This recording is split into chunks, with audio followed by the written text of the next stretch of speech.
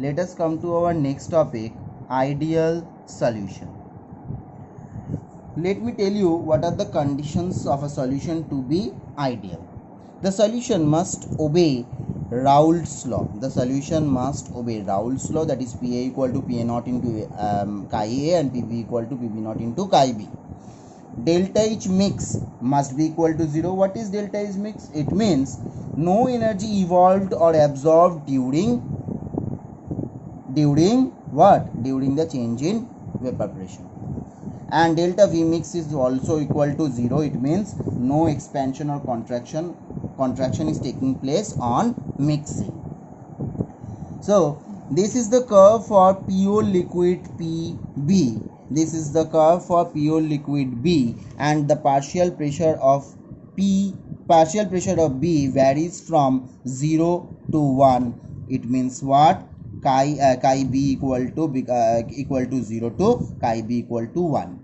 And this curve is showing the variation of the value of Pa with respect to the value of chi A from 0 to 1. Pa equal to 0 here at this point and Pa equal to 1 at this point. Okay, chi A equal to 0 at this point and chi A equal to 1 at this point. And this is the curve for P total, and this is the value of the partial pressure of pure liquid A, and this is the value of partial pressure of PB, value of partial pressure of the pure liquid B. Right, now this is the curve for an ideal solution, but as we know that ideal gas does not exist, and in the same way ideal solution also does not exist. So what happens? Either we get positive deviation or we get negative deviation. When we get positive deviation, then the curve will be like this. The curve will be like this instead of this one. The curve will be like this instead of this one. Is it clear? The curve will be like this. This will be the curve for PT. This will be the curve for PB, and this will be the curve for PA. Is it clear? And for negative deviation, the reverse one or the vice versa. This is the curve for PT, P total. This is the curve for PB now. And this is the curve for PA now. Is that clear?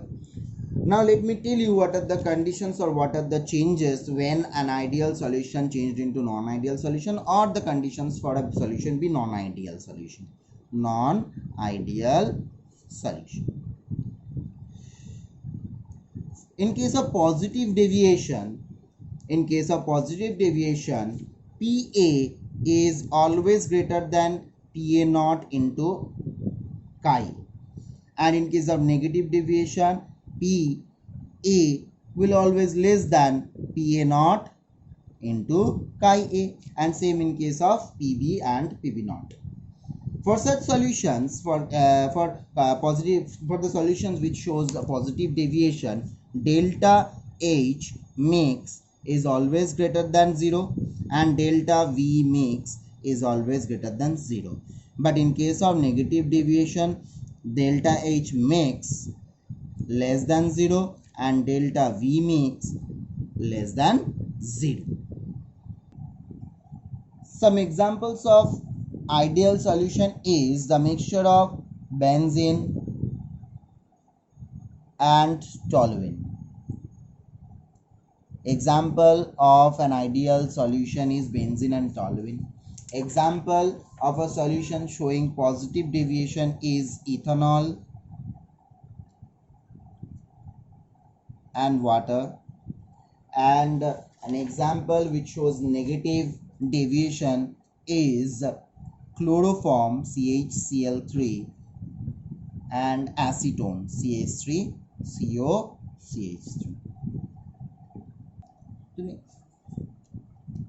Let us come to our next point, azeotropic mixture.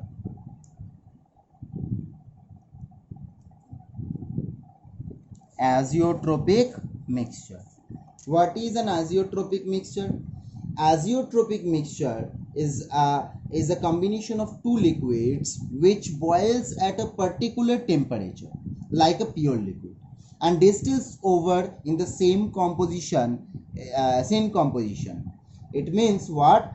Azeotropic mixture is a mixture which has a particular boiling point, which is pretty unusual for a mixture. There are two kinds of azeotropic mixture. One is boiling minimum boiling azeotropes, and the other one must be what? Maximum boiling azeotropes. What is minimum boiling azeotropes? These are formed by those liquid pairs which show positive deviation from ideal behavior. These are formed by those liquid pairs which show positive deviation from ideal behavior, and these are formed by those liquid pairs which show negative deviation from the ideal behavior.